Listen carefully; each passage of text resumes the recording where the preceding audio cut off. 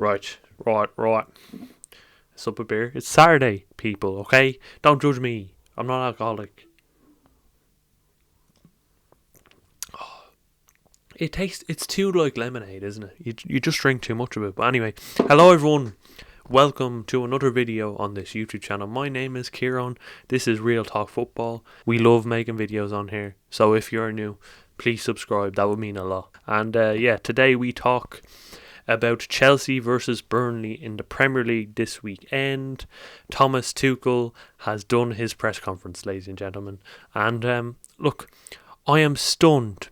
I am absolutely stunned by his sense of humour. He's actually quite a funny bloke. Like, he's someone I'd actually probably have a nice conversation with over a few pints of Guinness or something. Honestly, he just seems so charismatic and genuine. But his press conference was quite interesting. It was quite intriguing. He was talking about the game in a very nuanced way, and it's something we're not used to seeing. Even with Frank Lampard, he used to just talk normally and have the chats with the media, and you wouldn't think much of it. With Thomas Tuchel, it seems like he's talking about football in almost a scientific way. I was very impressed by Tuchel. Like, honestly, as a football person, half the stuff he's talking about, I don't have a clue about.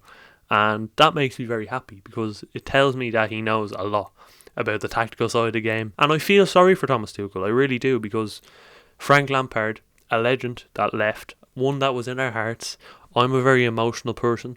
By nature, I'm a very emotional person, so I was quite sad to see Frank Lampard leave. Some of the fans would be like me, they'd be very emotional. Tuchel's come in, and he's come in to do a job, and that's his job, be a manager. And it's very difficult to get the fans on side. And even if he talks the talk, he still needs to walk the walk now because Frank Lampard's been sacked. And you'd buy Frank Lampard time because he's a club legend. But with Tuchel, he needs to do his job from the get-go. I feel sorry for him in that sense because I understand his style of play is quite difficult to implement as well. It's the gegenpress. So it will take a while for Tuchel to implement that fully, and he's got to adapt in a way because he has to get the fans on side from the get-go. I watched a few of the matches last season for PSG. They have a very defined style of play, so I'm interested to see if that works at Chelsea. I'm very, very excited for Tuchel, and I hope he does a great job, and I hope he gets off to a great start at Burnley this weekend, because it is his proper start. He's had a few training sessions now, he's done his media conference, and he knows what his best 11 is. He should have an idea what his best 11 is, judging by meritocracy on training. I don't have an idea still. I don't know what Thomas Tuchel's best 11 is. I don't know what he thinks his best 11 is. But we're going with it anyway because it's the fun of the video, isn't it? A preview. And a weird kickoff tomorrow. 12 p.m. kickoff.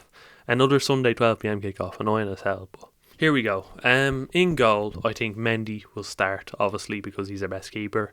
And Kepa is mistake prone. I don't need to explain that one. Thomas Tuchel picked a 5 at the back system against Wolves, but I think he's going to switch it up in this game. I think that one was specifically for Wolves, and I know he's a very flexible manager in the way he picks his formation. So he might play a similar formation, but without the 5 at the back. I think he might go 4-2-2-2.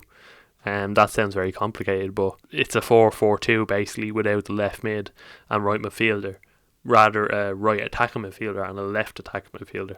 I play a lot of FIFA, so I know these things. Don't ask, but yeah, I think he'll go Reece James right back. I think that's quite an obvious one. Reece James is probably our best full back, or our best right back, at least. I don't know about full back, but he's a big fan of Aspie. I wouldn't be surprised if he started Aspie, but I'm just making a guess here, wild guess.